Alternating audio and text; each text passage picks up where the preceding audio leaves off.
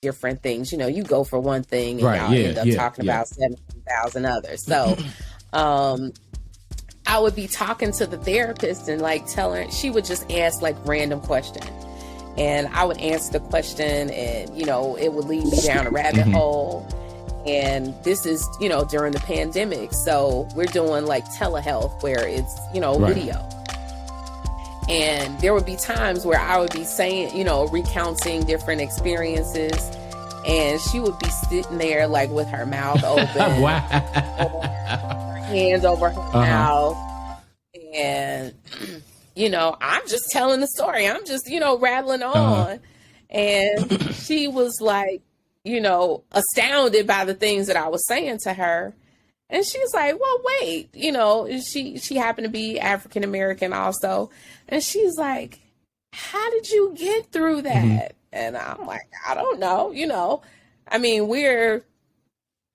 I come from a family of strong women. Like I told you, you know, some of them, they, you know, marriage is where they don't have. Right. It's kind of like, you know, you get knocked down, you get back up and continue to Right. fight. So that's what I told her. I'm like, shoot, I take a beat and I get back up and I keep going, you know.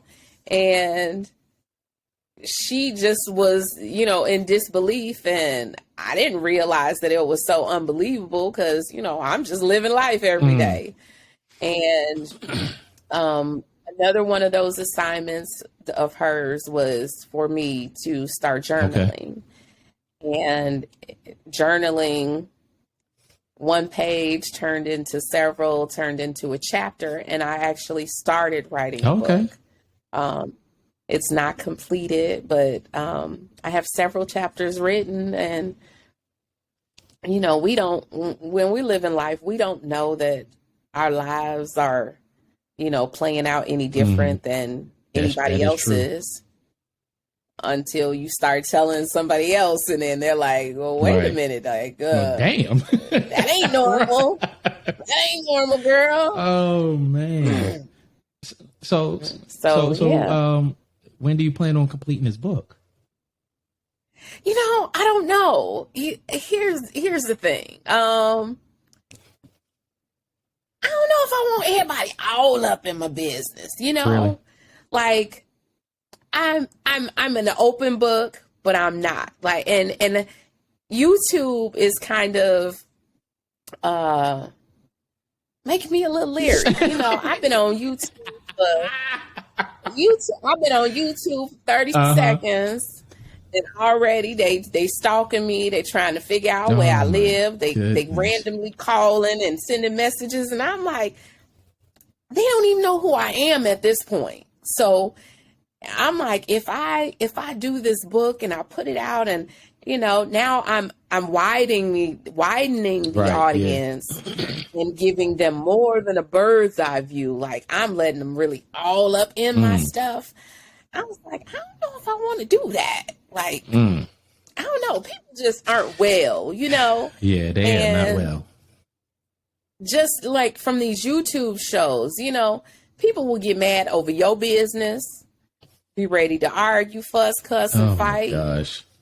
And I'm like, I don't know if I want to be bothered with that. I feel you on that.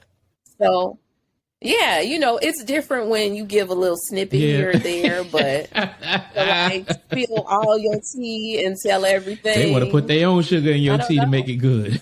You know, right. I live in my truth and, you know, nobody can shame me with my truth. I'm with you on that. But I don't know if, you know, I'm like, I don't know. So, I have quite a bit of it written. And I mean, I know that even if I decide to, you know, complete it and publish it, there's always going to be naysayers or some kind of, you know, pushback, somebody who ain't going to be a fan or don't understand why you're doing it. That I get. But I'm a mother and my babies are the most important thing in the world to me. And, you know, I think about the effect that it would have on them, you know, and then part of my story, you know, because they have fathers or sperm donors, you know, me sharing my story would share part of their stories as well. And I wouldn't want anybody, looking at my kids crazy or whatever, because, if they say something wrong or do something, then, my next interview going to be from behind the jail cell wall, through the glass or something, I don't know, through the bars. Y'all going to see me in there. Yeah, this just, so I don't know. Okay. So with that being said, you talked about the stories with your counselor and stuff like that and journaling. Was your podcast always meant to be on YouTube? And I asked you that because with your stories, like you can actually, you can tailor it to put it in a just audio podcast. Have you ever thought of that, or was it just YouTube? No, actually, we were going to be, when we originally started this, we were going to do a podcast on Spotify where it was just going to be the audio. And, I told you we were sharing stuff. So we would have our date nights and we would always take pictures and, we would do these little photos. He thought he was the paparazzi or something. He always had a camera or phone or something. So we had all these photos. And a friend of mine, she was like, you guys look good together. Y'all are a cute couple. Y'all need to capitalize on that. So why not do YouTube?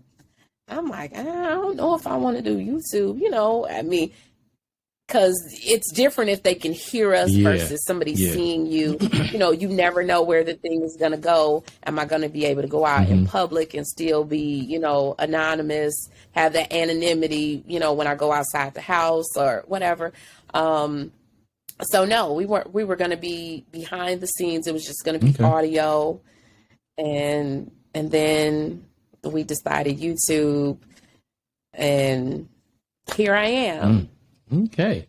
So sticking to that YouTube topic, since you've been podcasting on YouTube, what are the things that you like the most?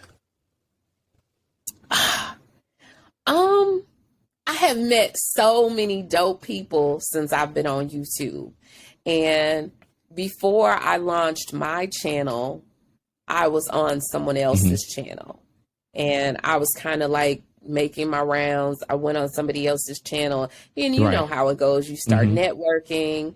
And before you know it, somebody asks you to come on their show and you're on another show. So I was all over the place before I had launched my own channel, before I had put anything up. And once I finally did, and I'm still not, investing the time in myself like I should. I've just recently kind of pulled back from being on other people's shows as much. But in the networking of it all, I've met some really dope people that I think that I wouldn't have met otherwise, be it not for YouTube. And to be able to connect, we're in all parts of the country, some in other countries, and we can all get together on a platform and engage with each other, and still be in our homes or at work. And, kind of a lot of us, we, sometimes we're multitasking. So I like the flexibility of that.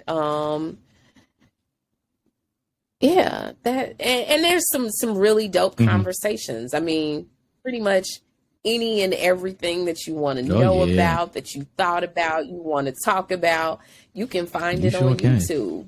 YouTube University. YouTube University, yes. Yeah. Hey, instructions for anything. It's unbelievable. Yeah. So that's what I like about it. Okay, so what do you dislike most about it? I already know what was coming next. Yes, let's get it. Oh, what I dislike about YouTube. Goodness. Lord Jesus, help me. Holy water. Holy water, oil, some a drink, a cigarette. I don't smoke, but I'm just playing.